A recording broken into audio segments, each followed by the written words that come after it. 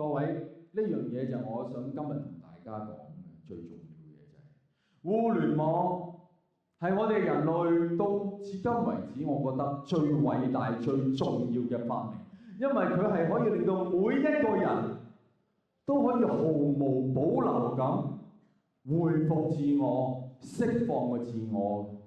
以下我想同大家分享下，我喺網上面睇到一段對話，好簡單幾句説話。我喺個籃球嘅討論網上見到嘅，我特登抄咗落嚟。咁有個阿甲咧就話啦，好普通嘅籃球嘅討論啫嚇。佢話姚明係當代最偉大嘅球員。咁阿月就話啦 ，NBA 有咁多偉大嘅黑人球員，你唔講，你講姚明。又一隻狹隘嘅民族主義走狗，佢未講完，人高你就敗，肯定仲係一隻唔過5尺嘅短身矮腳狗。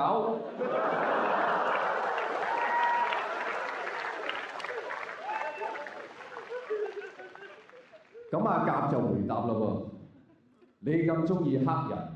好明顯，你係一個超越種族、胸襟廣闊嘅超級基佬。如果有一碌黑炭識得企起身行，你都唔會放過。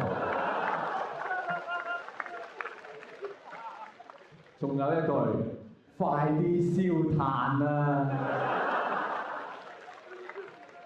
阿月就話啦。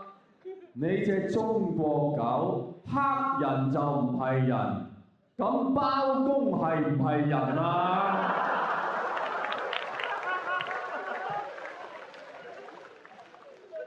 你咁愛國，我一於捉你死，都係俾中國啲坦克車撞死。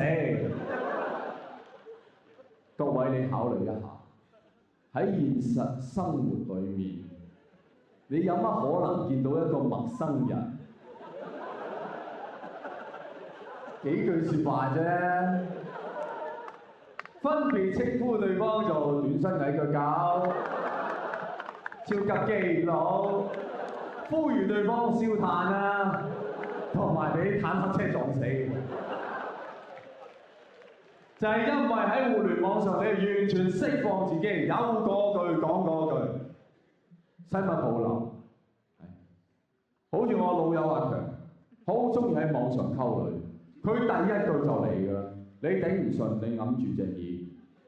阿強第一句嚟喺網上，佢會同一個女仔講第一句：你估我隻手拗緊啲乜？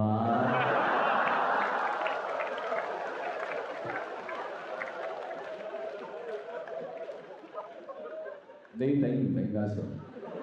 大部分女人都頂唔順，有2/3阿強非常欣賞啊！佢就係中意咁直接，有2/3嘅女性第一時間就回覆正格啱你阿媽啦！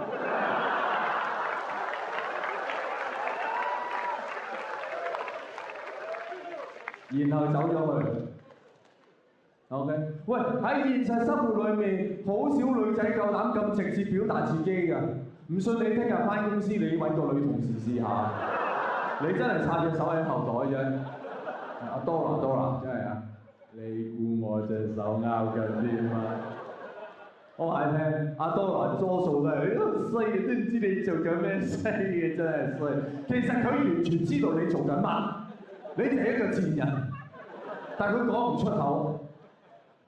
但係如果喺網上，嗰個女仔同阿強係同一類人，佢就會答：咁你又估下我隻手拗緊啲乜？哇！阿強就爽死啦，可以講3日3夜啊個話題。但係我所想講嘅唔係呢樣嘢，呢樣唔係最珍貴，最珍貴係阿強又會遇到另一啲女仔會咁答佢嘅喎。你估我隻手拗緊啲乜？有個女仔就答佢：咁你估下我又食緊啲乜？喂，你中意拗嘢啫，我中意食嘢喎。我使乜理你啊？我做翻我自我啫嘛。你問徐世堅，我咪食緊公仔麵啦。而家強最欣賞一個女仔就係喺網上嘅，就係佢問佢：你估我隻手拗緊啲乜？個女仔就答佢：拗即係痕啦。點解唔試下周家全皮膚水咧？